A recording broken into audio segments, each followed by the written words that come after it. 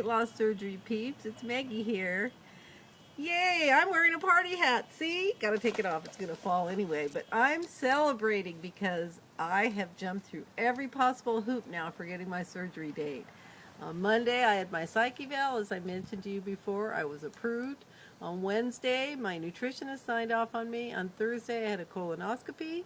And on Friday, I had a barium swallow test, which was really disgusting, I might add.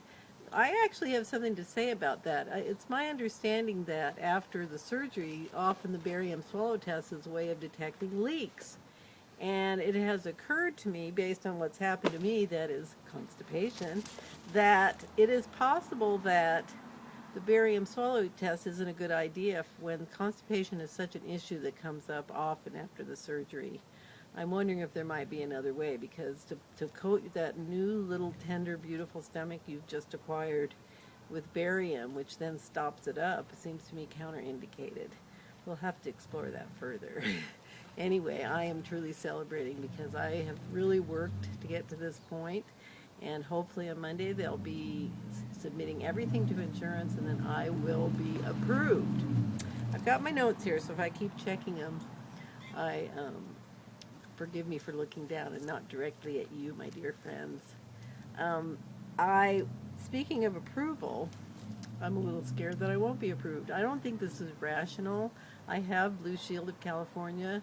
They're awesome. It's an HMO. I called them with the CPT codes way back, or procedure codes way back when I was first considering this, and was told that all I have to do is meet the physician's recommendations, which I have done. But you know how those fears pop up when you really want something, and it's something that you think may really help you solve a big problem that you might not be deserving. I think we all suffer from that feeling of not deserving, and I'm trying to work through that and know that I do deserve this.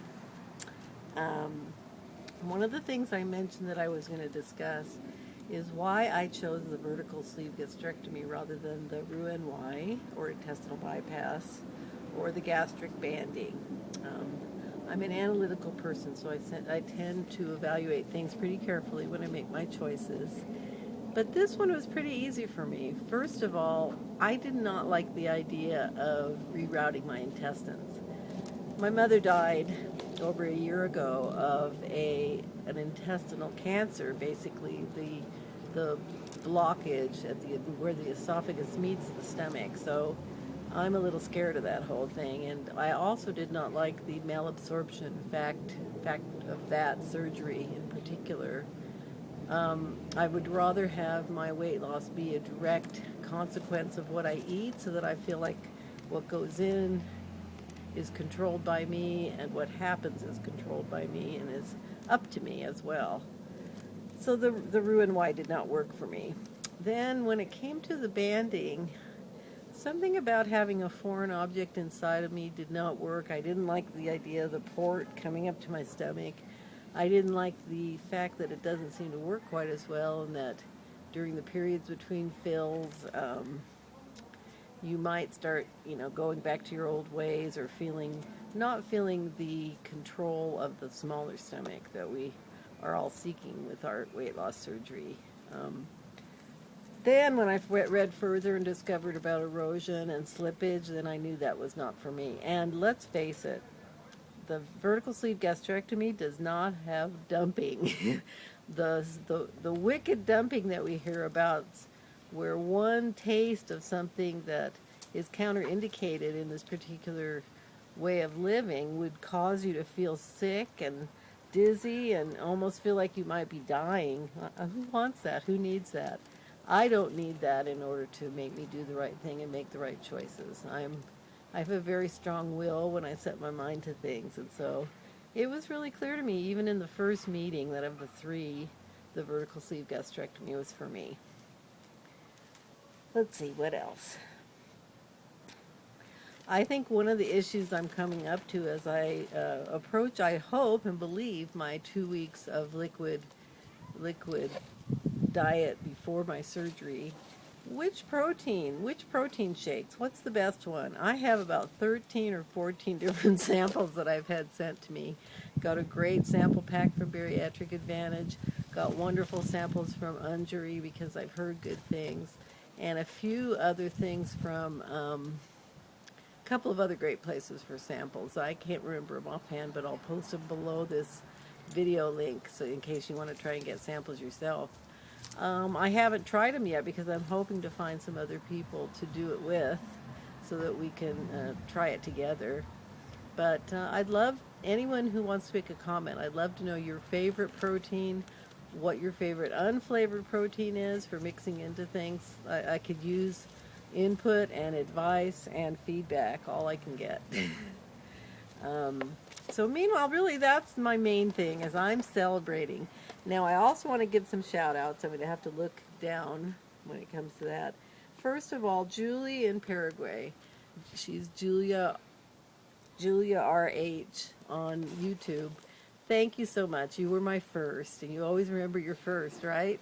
I discovered your YouTubes, and my husband and I over a weekend watched every single one from the beginning to the end.